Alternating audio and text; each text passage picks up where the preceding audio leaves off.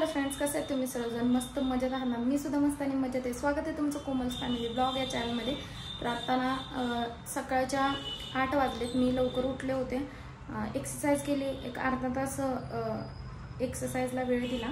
त्यानंतर आंघोळी केली, पूजा करायची आहे. आता घर वगैरे लोटून काढलेली आहेत आणि माझी मुलं अजूनही झोपलेलीच आहेत. सो आता पूजा करायची आणि बाहेर तुम्हाला दाखवते कसं आहे आमच्याकडे.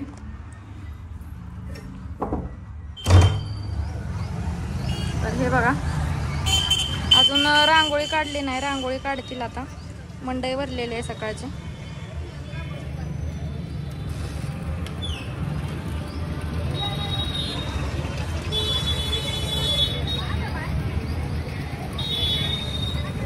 तर पूजा करायची, सगळं स्वच्छ करून मग मी पूजा करते.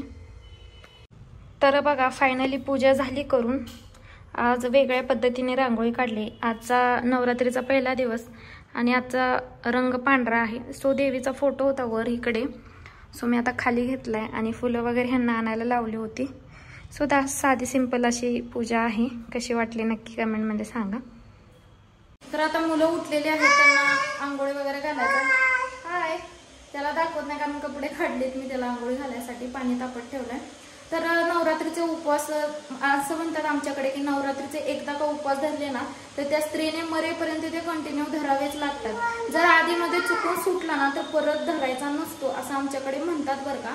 म्हणून मी आतापर्यंत कधी नवरात्रीचे उपवास केले नव्हते, कारण मुलं लहान लहान होती आणि डिलिव्हरीत किंवा असं म्हणजे कधी गॅप पडून या खंडन पडून या आपल्या उपवासाला, म्हणून मी कधी नवरात्रीचे उपवास धरले नव्हते. पण ह्या वेळेस मी धरते कारण मुलंही मोठी होत चाललेत.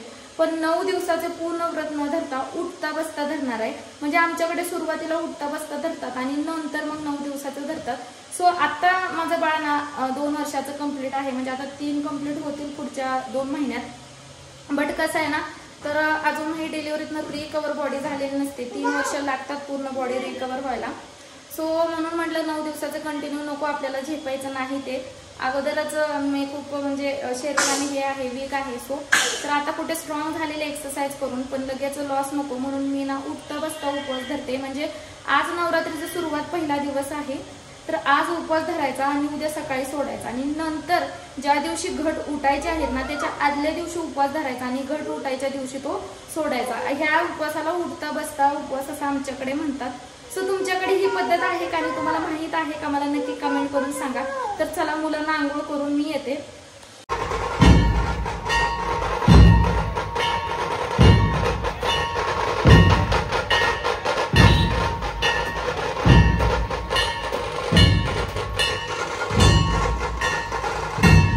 तर बघा, ही ना चांदीची देवी आहे, चांदीची मूर्ती आहे. किती सुंदर आहे बघा.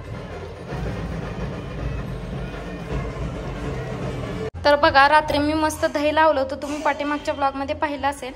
तर ते दही इतकं छान जमले ना, एकदम घट्ट मुट्ट, अजिबात पाणी वगैरे साठलं नाही, एकदम घट्ट असं झालंय बघा. आता फ्रीजमध्ये ठेवते कारण दुपारी खिचडी सोबत मला खायचं आहे. तर आता आवरलंय माझं. आता आम्ही चाललोय बाहेर, थोडंसं काम आहे आणि प्रिन्सला दवाखान्यात पण दाखवायचं आहे कारण तो खोकायला लागलाय. खूप लवकर आहे, तोपर्यंत त्याला दाखवावं लागतं, नाही तर खूप हे होतं. हाय म्हणतोय बघा. पसारा तसाच पडलाय, आल्यावर नीट करायचंय. गुबी कुठे आहे? तर मुलांना नाश्ता करून दिला होता मी, काही फराळ अजून केलं नाही, आल्यावरच करेन. मग आई सकाळी काढले ना रांगोळी, छान आहे ना. मी चालत चालू आहे आमच्या दुकानात, तिथून मग आम्ही डॉक्टरकडे जाणार. जास्त नाही, नॉर्मल खोकलाय, पण नॉर्मल असल्यावरच आम्ही दाखवतो.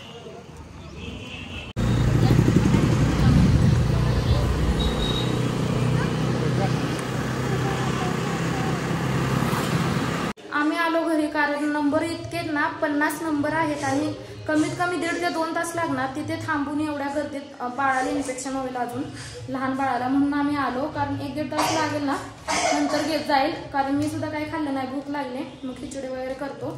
तर बघा, प्रिन्स रडतोय, त्याला गाडी पाहिजे होती म्हणून. आणि गुब्बी रडायला लागलाय, त्याला चॉकलेट पाहिजे होतं म्हणून. बघा किती रडायला लागले.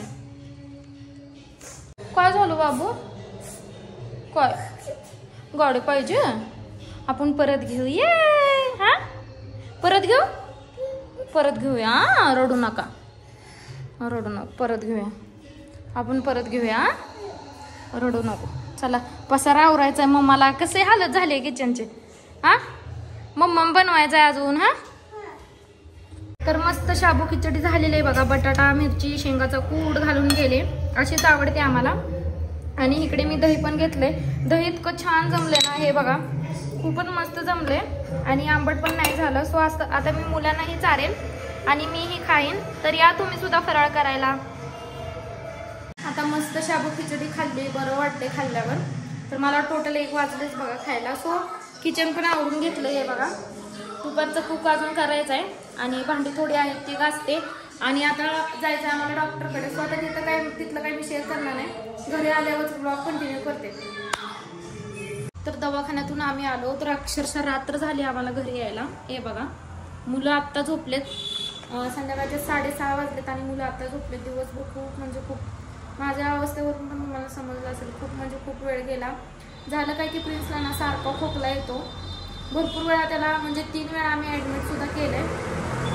सगळे ट्रीटमेंट चालू आहेत तरी सुद्धा खोकला त्याचा थांबतच नाही. म्हणून आज ना एक्सरे काढले फायनल. काय प्रॉब्लेम असेल तर लवकर समजावा म्हणून. आम्हाला भीती वाटते खूप, म्हणून डॉक्टरांनाच आम्ही म्हटलं की एक्सरे काढूया म्हणून. एक्सरे काढले तर एक्सरेमध्ये पण नॉर्मल होतं, काहीच प्रॉब्लेम नाही. डॉक्टर बोलले काहीच प्रॉब्लेम नसताना तुम्ही उगा असं एक्सरे काढा, हे करा ते करा म्हणू नका, काही प्रॉब्लेम नाही. त्याला ॲलर्जी आहे. सो जसं तो मोठा होईल तशी त्याची ॲलर्जी कमी होईल. सो तो लहान आहे त्यामुळे त्याला ॲलर्जी होते. सो त्यासाठी त्यांनी मेडिसिन दिले. पण एक्सरे काढायला ना पूर्ण दिवस गेला, ते रिपोर्ट यायला वगैरे दाखवायला. खूप अपघात झाली. एकदा दवाखाना चालू झाला ना लवकर सुटत नाही. अक्षरशः आजचा पूर्ण दिवस खूप म्हणजे खूप बेकार गेला आमच्या दवाखान्यात. सो आल्यावरच मी मुलांना चपात्या करून दिल्या गरमागरम. त्यांनी खाल्ल्या आणि लगेच झोपी गेलेत बघा. सो माझा तर आज उपवास आहे. सो सकाळी खिचडी खाल्लेली त्याच्यावरच आहे. आता मी डायरेक्ट पूजा सकाळीच उपवास सोडणार. आता काही भूक नाही, एखादं फळ वगैरे खाईन मी. ऑरेंज आहे ते खाईन आणि ह्यांच्या पुरता स्वयंपाक करेन. आता मुलं उठतील का नाही माहीत नाही, पण एक्स्ट्रा मी जेवण बनवेन. जर उठलं तर ते खातील. सो असं नवरात्रीचा पहिला दिवस बेकार गेलाय माझा. म्हणजे खूप चांगलं प्लॅनिंग केलं तर मी. पूजा वगैरे सकाळी केली, सगळं फ्रेश मूडने केलं. पण त्याला अचानक खोकला आला.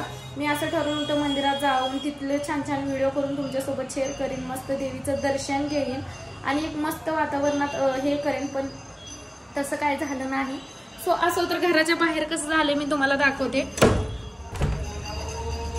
तर हे बघा कीर्तन चालू आहे सध्या. आता गेले असते मी, पण मुलं झोपले, त्यांच्याकडे कोणच नाही बघायला, म्हणून मी काही जाऊ शकत नाही. जर जागे असते तर मी त्यांना घेऊन गेलेच असते.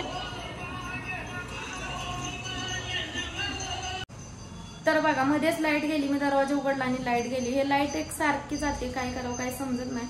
सो आजचा ब्लॉग मी एवढाच शूट केलाय. सो कसं वाटलं तुम्हाला नक्की कमेंटमध्ये सांगा. चॅनलमध्ये नवीन असाल तर आपल्या चॅनलला सबस्क्राईब करून व्हिडिओला एक लाईक करा. भेटूया अशाच नेक्स्ट व्हिडिओमध्ये. तोपर्यंत हेल्दी राहा, हॅपी राहा, बाय बाय.